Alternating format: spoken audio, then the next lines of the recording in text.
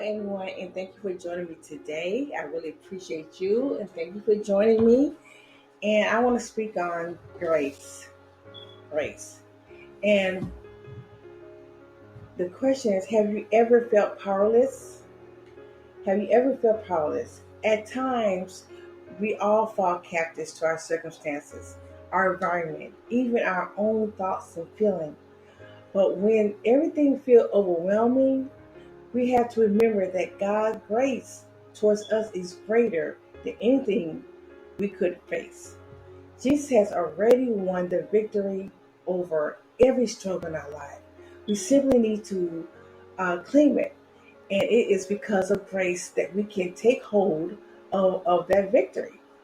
No matter what situation life confronts us with, we can be confident in this grace. Always, always win.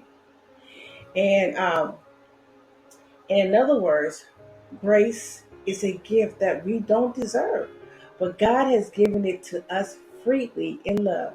So out of Ephesians chapter 12, verse 8 and 9, put it in this way.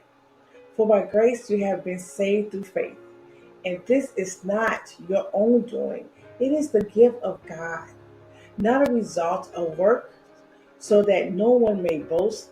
Grace is the foundation of our salvation, and it has the power to overcome any opposing force. So, I'm going to give you a few things. Let's take a look at a few things that grace can conquer. Grace conquers our weakness. So, out of 2 Corinthians chapter 12 and 9, it reads, But he said to me, My grace is sufficient for you, for my power is made perfect in weakness. Therefore, I will boast all the more gladly of my weakness, so that the power of Christ may rest upon me. The world tells us to be ashamed of our guilt, of our faults, and all that.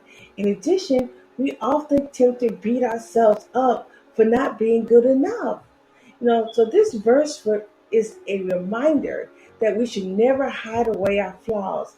Instead, we should use them as a testimony to what God has done in our life. So no matter how we live our lives, there's always our opportunity to come back and use those things that was flaws in our life. We use them for great testimony, and show what God has did to bring us out of that situation. So when we look at our struggles, we should not feel ashamed at all of our weakness. We should look at our struggles and praise God for helping us overcome them. Yes, Lord. Praise God that He took us out. He didn't keep us in there. So just remember, don't be ashamed. Just praise God for helping us. So whenever we feel insecure or unworthy, grace wins all the time. So then let's look at grace conquers. What grace conquers. So you look at 1 John 5 and 4 says, For everyone who has been born of God overcomes the world. And this is the victory that has overcome the world, our faith. Yes, Lord. It's too easy to turn on the TV, to watch the news, and we just heard about all the tragedy and the evil in our society. But in the middle of all this darkness, there is light. We are the light, reflecting the radiance glory of Jesus Christ. So, God's grace is proof that broken people can be redeemed. It is proof that beauty can be made out of imperfect. This good news is stronger than any bad news we could ever hear. So, and another thing I just think is so, so great. A the this life we in right now is an ongoing battle. When we think that everything's comfortable, we good, everything's lined up, yeah, that might be true. But it's never ever. It's always a battle. A battle between good and evil, between the flesh and the spirit.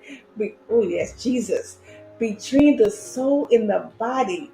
And we feel the effects of this battle as we wrestle every single day with the consequences of sin. But there is a day when the battle will end. And we already know the outcome. For we are on the winning side, the side of God's grace. Every force of darkness will be slain, and we who trust in Jesus in this life will be rewarded in the next. So also the people he will welcome into eternal glory will be flawed but faithful people like us, sinners saved by grace. Thank you. I really enjoyed you. God love you. I love you. Be blessed and stay true to yourself.